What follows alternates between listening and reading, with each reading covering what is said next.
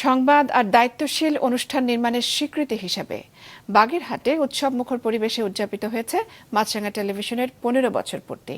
বাগেরহাট জেলা রিপোর্টার শওকত আশরাফির পাঠানো তথ্য ছবিতে ডেস্ক রিপোর্ট।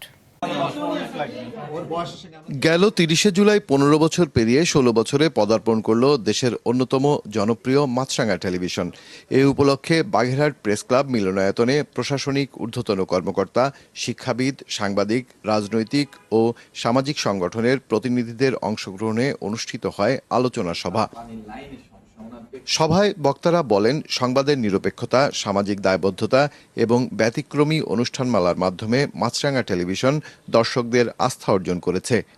মাছরাঙা টেলিভিশন যে উদ্দেশ্য নিয়ে দেশ এবং জাতিকে সার্ভিস দিচ্ছে, সেটা আগামীতে আরো ভালো হবে। মাছরাঙা যেরকম একটা মাছ ধরার জন্য খুব ধৈর্য সহকারে বসে থাকে, একটা সময় সামনে যারা আছেন আপনাদের আরো বেশি প্রত্যাশা করি, আপনারা সংবাদ পরিবেশনে আরো প্রতিদ্বন্দ্বী হবেন।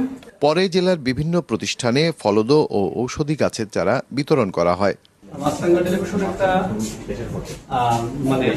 ব্যতিক্রমধর্মী টেলিভিশন, যেখানে সংবাদ এবং বিনোদন সহ অন্যান্য প্রোগ্রামের একটা দারুণ কম্বিনেশন তারা করে এবং আমরা এই টেলিভিশনের নিয়মিত দর্শক। নিউজ চ্যানেলগুলো এক এক সময় একটা গতিপথ বদলে লাগে, কিন্তু এটা একই রকম আছে।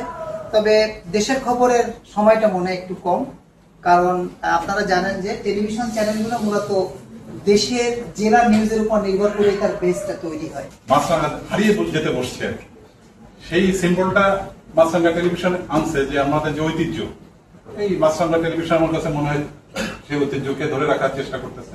মাছরাঙা টেলিভিশন সকালের যে প্রোগ্রামটা হয় সংস্কৃত বা ব্যক্তিত্বদের নিয়ে যে প্রোগ্রামটা, ওইটা আমারও দেখা হয় এবং নাটকের পরিধি অনেক চ্যানেল হচ্ছে ভালো। সবশেষে কেক কেটে প্রতিষ্ঠাবার্ষিকী উদযাপন করেন অতিথিরা। শুভেচ্ছা আর প্রত্যাশায় মুখর এ আয়োজন যেন আবারও একবার স্মরণ করিয়ে দিল দর্শকের আস্থাই মাছরাঙা টেলিভিশনের সবচেয়ে বড় শক্তি। মাছরাঙা নিউজ ডেস্ক।